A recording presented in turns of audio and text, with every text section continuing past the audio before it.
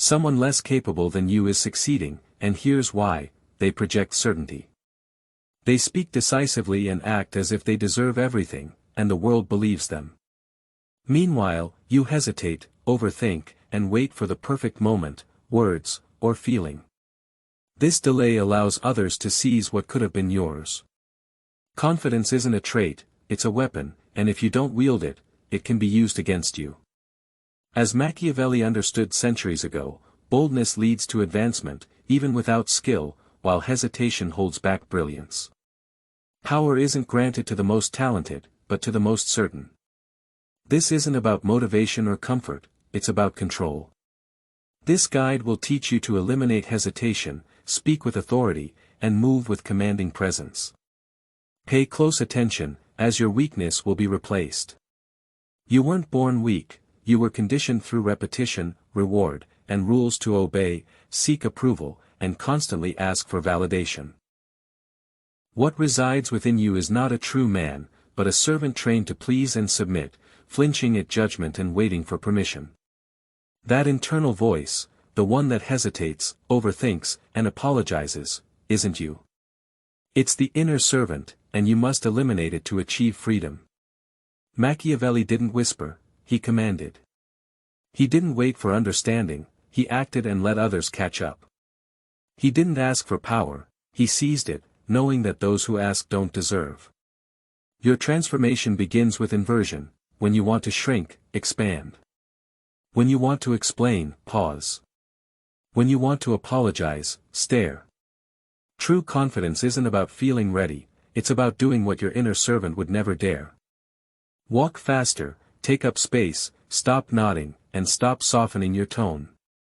Speak as if your words are decisions, not suggestions. Confidence isn't just a mindset. It's an identity, forged in defiance not against the world, but against the part of you that still wants to serve. So, your first rule is simple: if it makes you small, kill it. This applies to thoughts, habits, or even people. If it causes hesitation, confront it. If it weakens you, deny it. If it seeks approval, laugh at it. The world may advocate for kindness and politeness, but the Machiavellian truth is that nice men are tools, used, discarded, and replaced. Powerful men aren't nice, they're precise, measured, controlled, and calculated. This begins by slaughtering the inner voice that still craves acceptance. You don't need permission or validation. You only need the willingness to become feared, not by others, but by your former self. Once the servant is gone, the ruler awakens. Powerful men arrive with presence, not volume. Their impact comes from their silence, stillness, and stare, not their voice. You don't need to be known or liked, you simply need the atmosphere to shift the moment you enter. This is how a man who owns the room moves, not because he's told he does, but because he behaves as if he always has. Machiavelli observed this in royal courts. True rulers weren't always kings, but sometimes the quiet man in the corner whose every word commanded attention. Silence is control. Talking excessively makes you predictable, but the quiet man is a threat because his thoughts are unknown. When you enter a room, don't seek permission or approval. Observe and absorb, allowing others to rush and prove themselves while you calculate. Your posture speaks before you do. Move slowly, not from uncertainty, but from being unhurried. Predators don't sprint until it's time to strike, they wait, calm and ready. Many people move and speak quickly, interrupting others, because they're trying to impress or are still subject to external judgment. But when you move as if you own the room, you speak to decide, not to impress. Every sentence carries finality, every word a conclusion. People will listen differently, they won't challenge you, but calibrate themselves to you. When others speak, wait. Let them go first, allowing them to reveal their hunger, insecurity, and weakness. The one who speaks first often exposes their fears, giving you the power to influence them. You don't chase energy, you create gravity.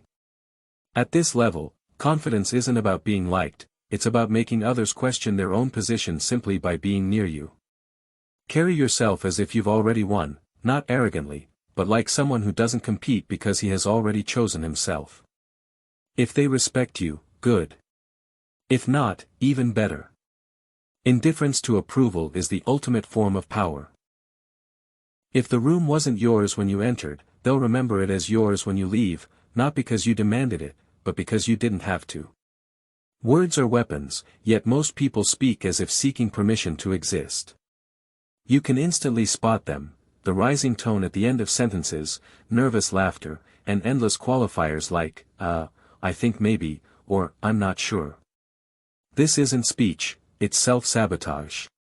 Machiavelli understood that power lies not just in what you say, but how you say it. When you speak with undeniable certainty, people don't analyze your words, they submit to the weight of your conviction. The truth is, people are emotional, not logical. They follow conviction, not truth. If you sound sure, they assume you're right. If you hesitate, they dismiss you. So, what does a Machiavellian voice sound like? It's slow, calm, and final. You speak as if your words are not open for debate, each sentence a decree. You speak like someone who expects to be obeyed. Even among experts, if you sound like a decision, they'll defer.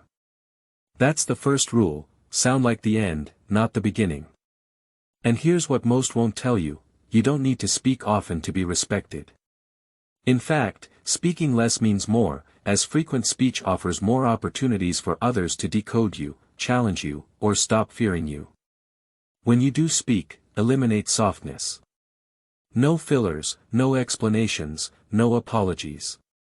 Never say, I'm just saying, I could be wrong, or I don't know if this makes sense, but. These are escape hatches for the weak, burn them. Say what you mean and let the silence that follows do the work. This silence, after a strong statement, is powerful. It dares people to challenge you, and most won't because they fear what else you might say. Understand this: your tone of voice is your true message. Your words are superficial, but your calm, grounded, deliberate tone reveals your position in the hierarchy. To rise, lower your pitch, slow your tempo, and eliminate nervous energy.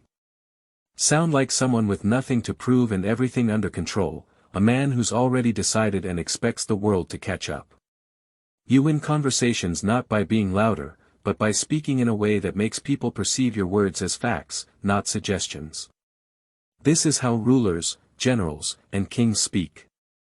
If challenged, never defend, redirect. Don't argue, explain, or justify. Simply say, I disagree, or, that's incorrect, and move on. Refusing to debate signals something terrifying: your reality isn't up for negotiation. This is how you control a room without raising your voice. Confidence isn't volume, it's gravity, the invisible weight behind your words, the assumption that when you speak, others should listen. When you speak, the room should feel it, not through noise or arrogance, but through unshakable certainty. You're not striving to be right, you're speaking like someone who can't be wrong.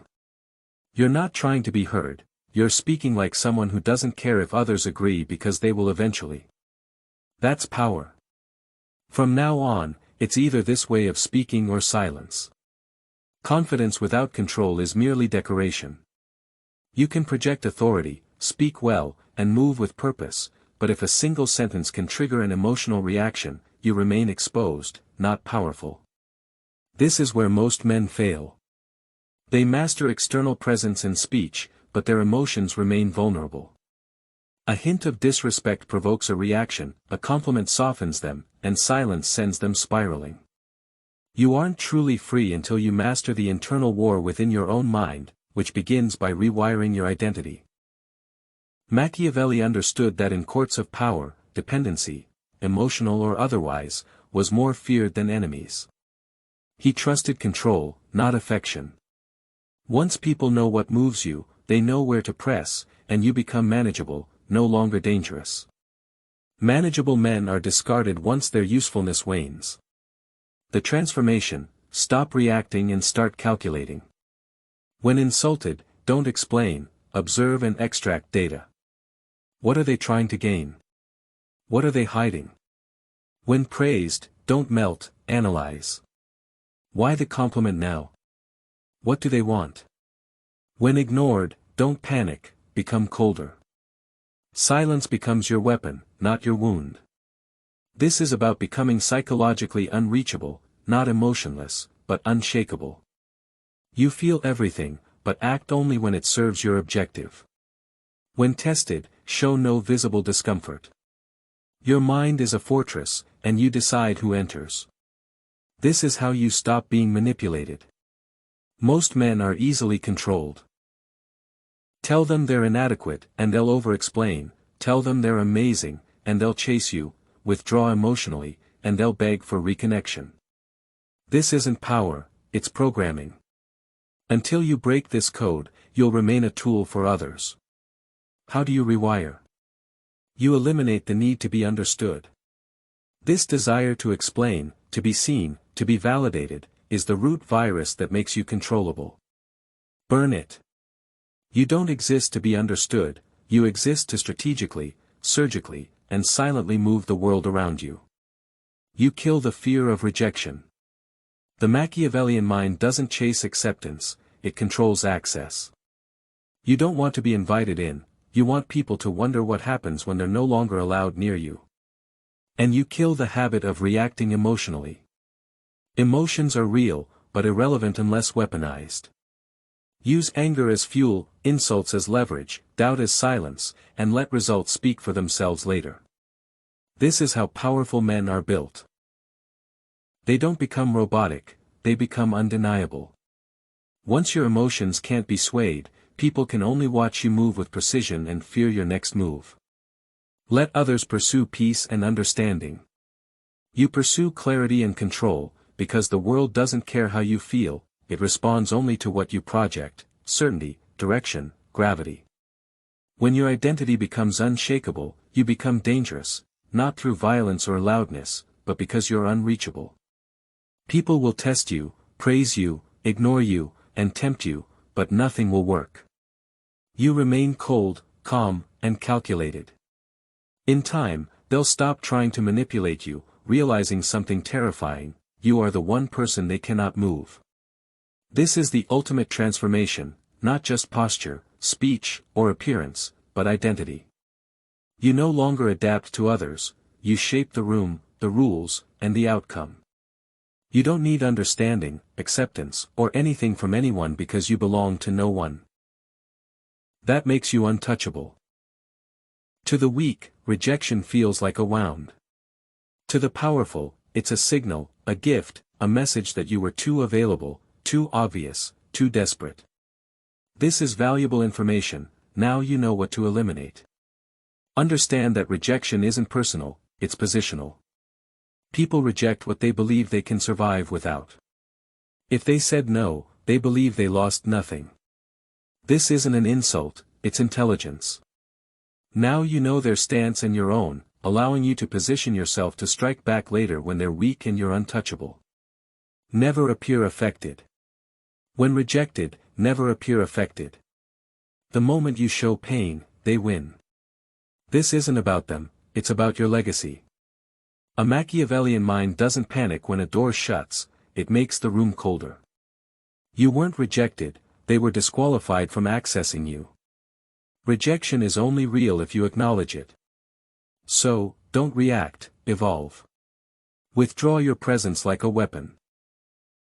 What happens when something taken for granted disappears? You feel its weight, its value. Do the same when rejected, vanish. No explanations, no emotional goodbyes, just a strategic absence. While they feel the void, you build. Machiavelli said, men should be either treated generously or destroyed, because they take revenge for slight injuries, but not for ones too severe. So, don't hurt them, make them irrelevant. Make your silence louder than your words. Make them wonder where you went, how far you've gone, and if they ever truly had access to you. Reframe the narrative. Rejection only holds power if it appears you were chasing something.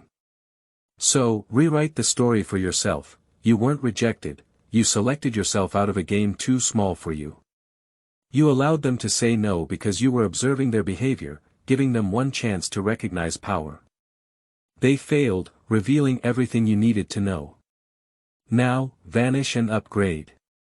Convert rejection into control. This is where you win. Rejection is clarity. Most people live in confusion, unsure who respects, uses, or fears them. Rejection cuts through that fog like a blade. Now you know who's blind and where your power hasn't yet impacted.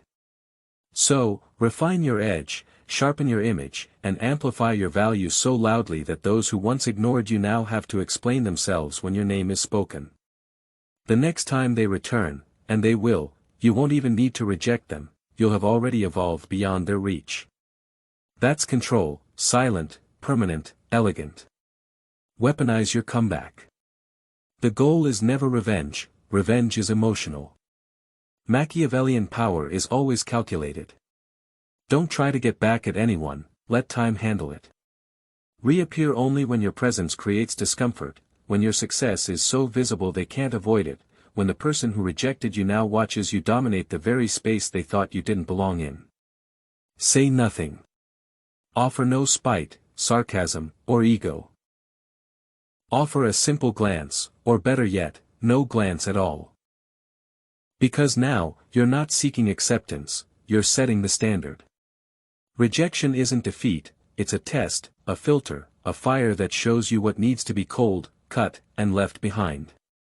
Remember this, you weren't rejected, you were redirected toward a version of yourself that doesn't ask twice, doesn't flinch, and doesn't wait to be chosen. Now, build in silence and return as a force they can't reject, even if they want to.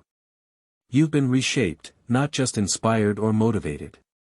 You've been rebuilt from the inside out. You killed self-doubt not with affirmations, but with action. You didn't wait to feel ready, you moved and acted, learning that power belongs not to the perfect, but to the bold. You transformed rejection into fuel, no longer chasing approval, but allowing people to feel the cost of losing you. You became scarce, strategic, and silent, and they noticed. You stopped entering rooms to be accepted, now, you own them through presence, posture, and precision. You no longer speak to be heard, you speak as if no one can afford to disagree. Above all, you rewired your identity. You're no longer predictable or easily swayed. You've become unreachable, emotionally untouchable. They can't provoke, tempt, or shake you because you belong to no one now. That makes you unforgettable. This is the making of a legend, not through noise or fame, but through powerful silence, cold clarity, and ruthless consistency. You don't need to announce your transformation, they'll feel it in your walk, your tone, your absence. You've become the man quietly observed, the one who used to chase, now being chased, the one who used to ask, now deciding, the one who no longer needs approval because he became the standard. This wasn't just about confidence, it was about dominance, mental, emotional, and psychological. You're not here to fit in, you're here to move the pieces, bend the room, and haunt their memory, even in silence. Legends don't beg or explain. They simply exist, and the world reshapes around them. If you're done chasing, like this video. If you're ready to become the kind of man they can't control, predict, or ever forget, subscribe. Because this isn't self-help, it's war, and you just became a weapon.